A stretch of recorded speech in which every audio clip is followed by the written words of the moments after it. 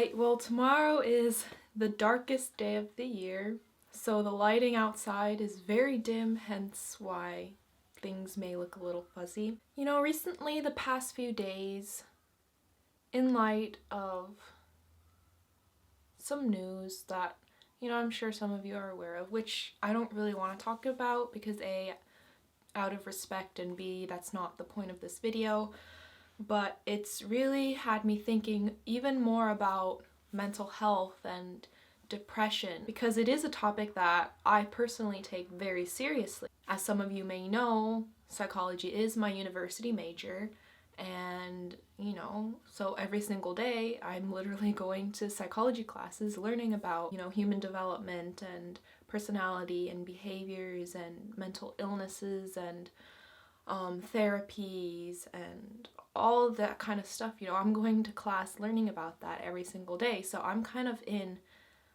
a bit of a psychology bubble where the people I interact with a lot, are interested in psychology and they take it very seriously, and it kind of sometimes, I think, skews my perception on it because society at large and the culture that we're in still stigmatizes mental illness, and it's just not talked about.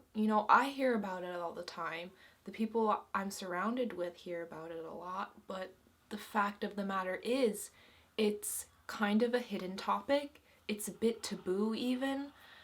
People don't really feel comfortable expressing mental illness. The society that we're in kind of sweeps things like this under the rug oftentimes because there's still such a stigma attached to it. So I just wanted to, I don't know if this video is going to make a lot of sense, but what I'm aiming to do is just create a space for some open discussion, because I feel like this is something that needs to be out there more, and we need to have more of a safe space for discussing mental health in general in our society. And I feel like studying psychology, I don't know why I haven't talked about this before. And I love talking about Finland and Finnish things and cultures and stuff, but at the same time, this is something that is very close to my heart, and I want to just open up an honest discussion about it.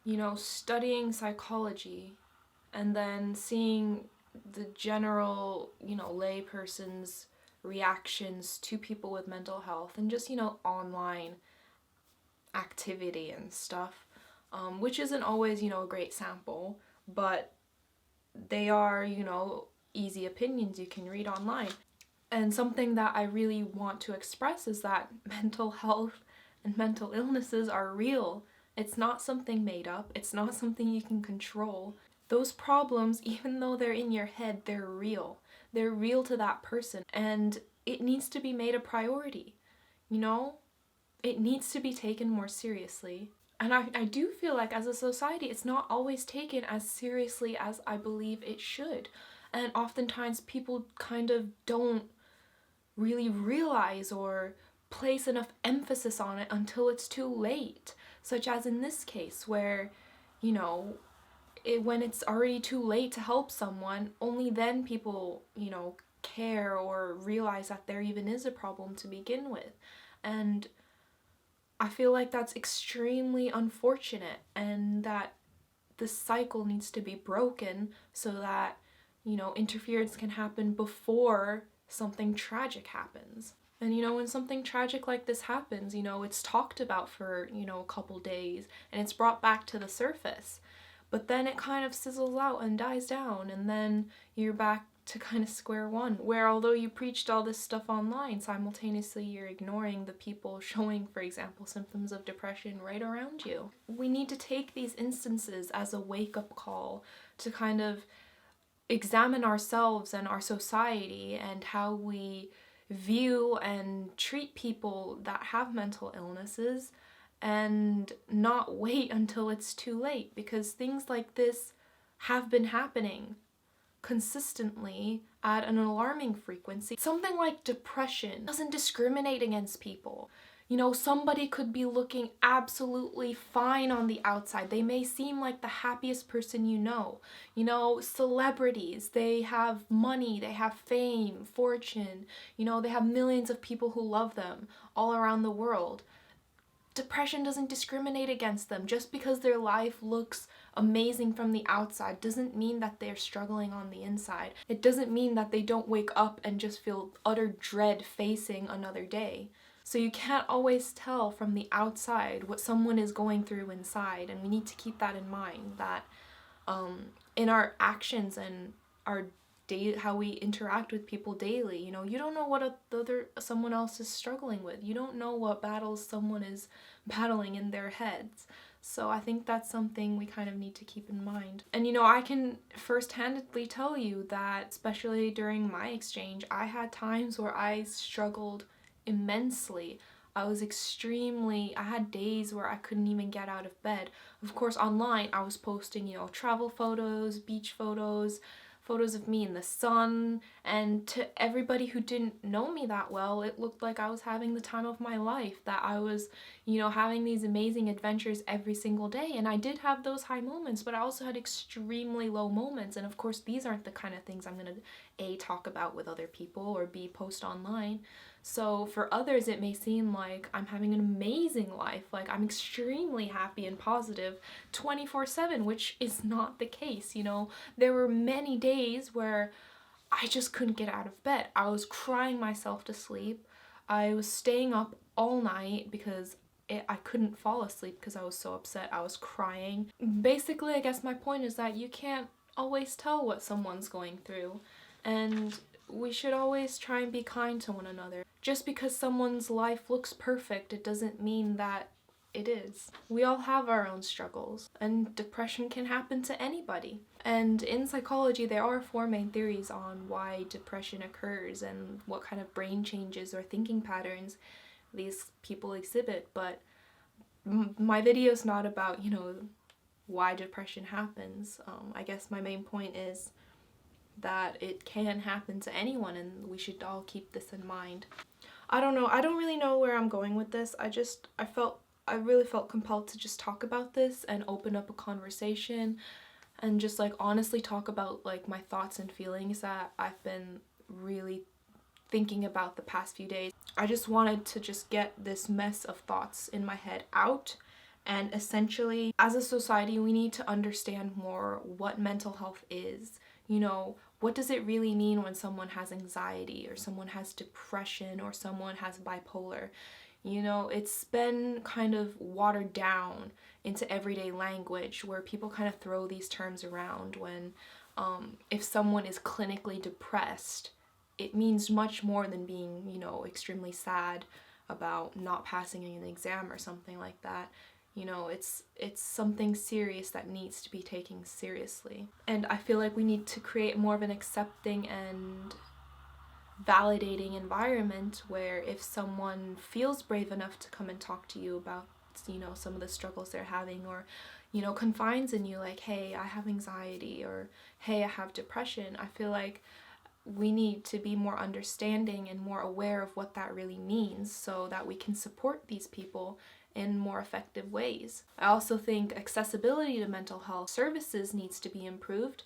I think that awareness of what is available and how to access them, and just like general accessibility to these services should be improved. You know, if someone were to ask me how does one get help in Finland, I honestly wouldn't know.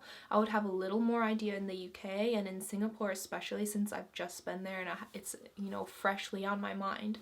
I would be more of help in that situation. For example, in our clinical psychology lessons, we had this lady called Nicole who came to us, who's the founder of this movement called the Tapestry Project, which is online, which has a website online, and I'll link it down below. But essentially it's in like an online library magazine sort of thing where people write there to tell their experiences struggling with mental health. And I think it's a really great website, which I do highly recommend you check out, even if you're not in Singapore, but it does have helpful links and resources on how to get help if you feel like you're struggling with a mental health illness, if you're in Singapore. But essentially, I think, yeah, it needs to be made aware more publicly. Like,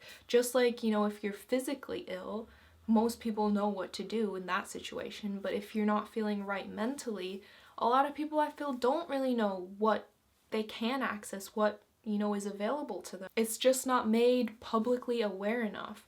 And even in Finland, like, I know I would have benefited from talking to a therapist or, you know, having someone help me more when I was younger, but I just, you know, I was embarrassed, I was scared, I didn't want people to think I was weak. I had that mentality where I was like, I can tough it out myself, you know, I don't need anybody's help, I can do it alone.